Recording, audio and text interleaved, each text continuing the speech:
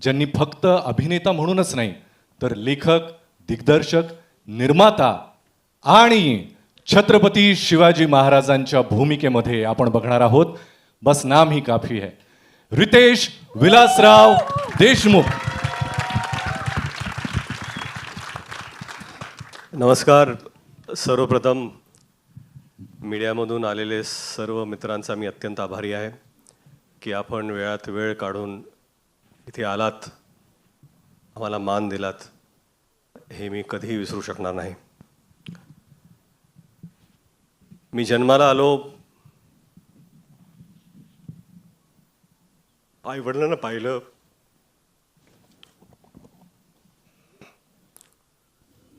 देवाला पाहिलं आणि शिवाजी महाराजांना पाहिलं.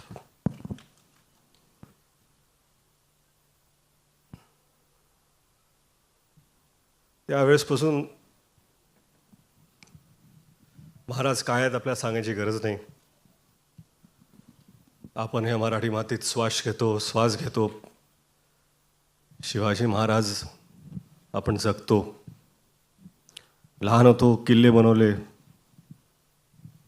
भगवे झेंडे लावले, तोफा लावल्या आणि प्रत्येक वेळा वाटलं की आपण महाराजांचे मावळे आहोत. आपण महाराज आहोत असं कधीच वाटलं नाही आणि वाटू शकलं नाही. पाचवीत होतो, असाच एक शाळेचा ॲन्युअल डे होता. बाजूला मी मावळ्याची भूमिका करत होतो. भाला घेऊन नाचत होतो मी. माझाच एक मित्र महाराजांची भूमिका करत होता. त्याला मी मुजरा घातला मानाने आणि गर्वाने नाचत होतो. तो मावळा त्या स्टेजवर असून तोच मावळा आज ह्या स्टेजवरती आहे आणि महाराजांना मानाचा मुजरा देण्याचा प्रयत्न करतो.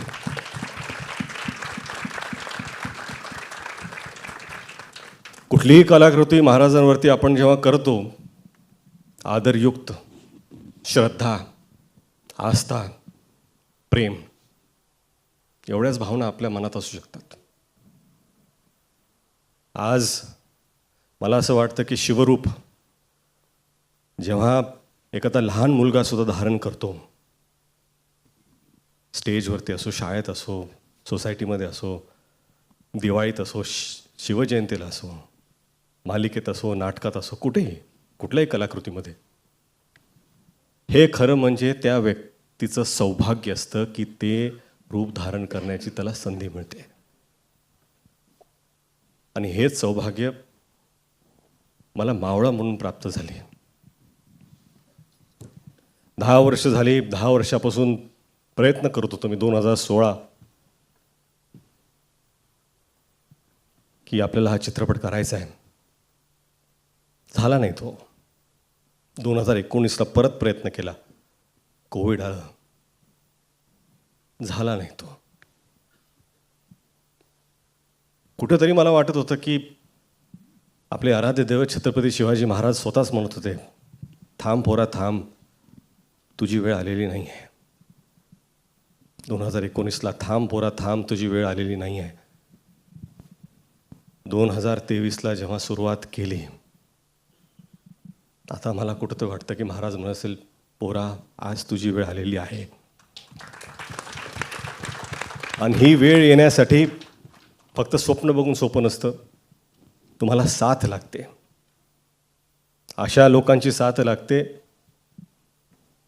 की ज्यांच्यात सुद्धा सिंहाचं धाडस असतं.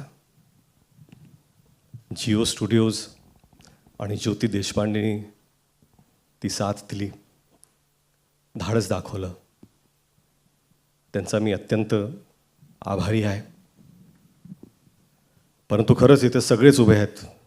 Sanju sir, I am extremely grateful. नाही, आय एम एक्स्ट्रीमली ग्रेटफुल.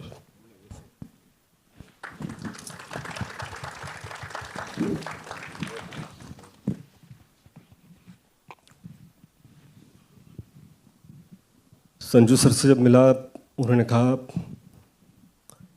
कि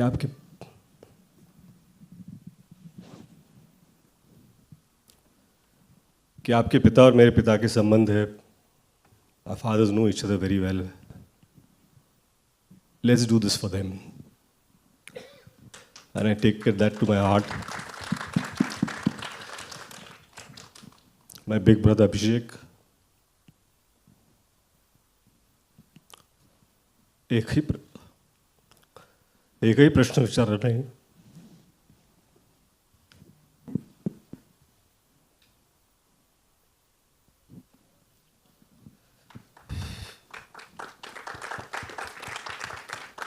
भावासारखे उभे राहिले.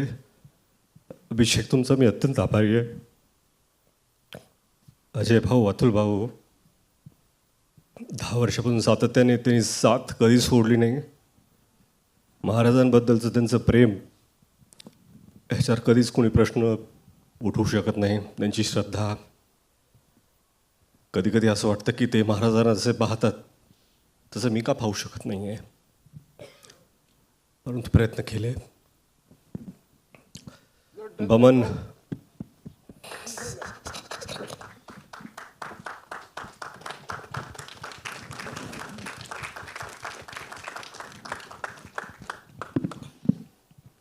बमन सर असतील, अमोल सर, जितू.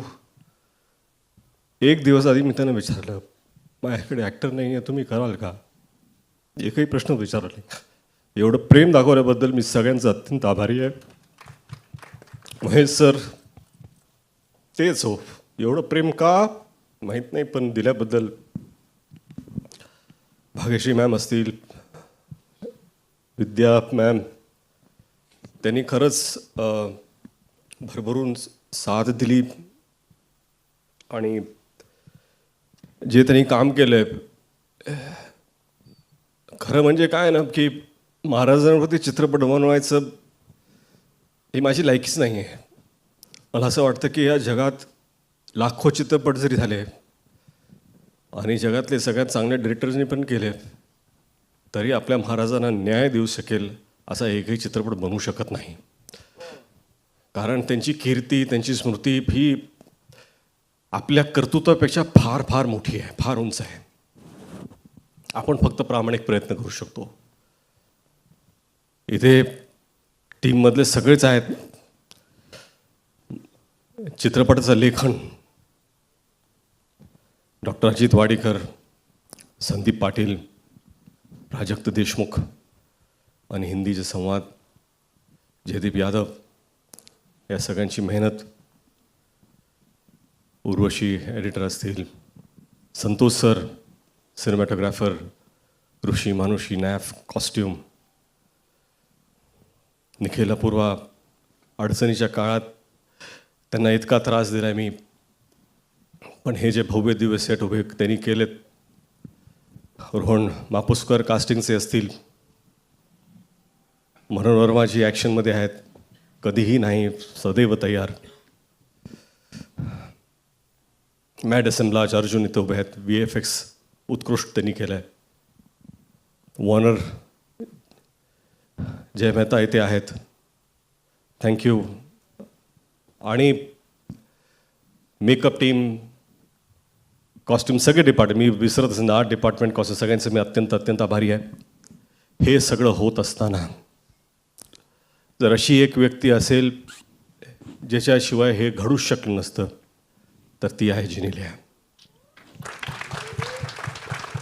स्वप्न पाहणं सोपं असतं. स्वप्नाला काय असतं, पाहिलं स्वप्न, पण ती साकार करण्याची जिद्द, साथ उभं राहून ते करून घेण्याचा आत्मविश्वास जर कुणी दाखवला तर तो जिनिलियाने दाखवला. एखाद्या दिग्दर्शकाला जर अशी निर्माता भेटली तर अजून काहीच गरजेचं नसतं. मला वाटतं की खरंच हे स्वप्न जे पाहिलं आहे, आणि प्रामाणिकपणे सांगतो,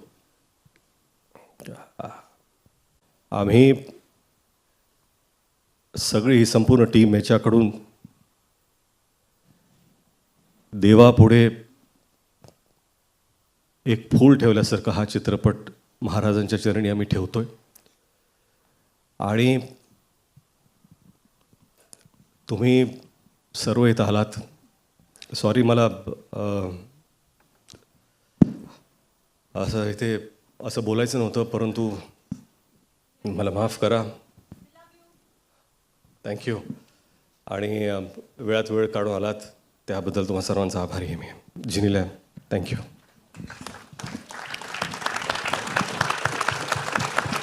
रितेश सरांसाठी एकदा जोरदार टाळ्या झाल्या पाहिजेत.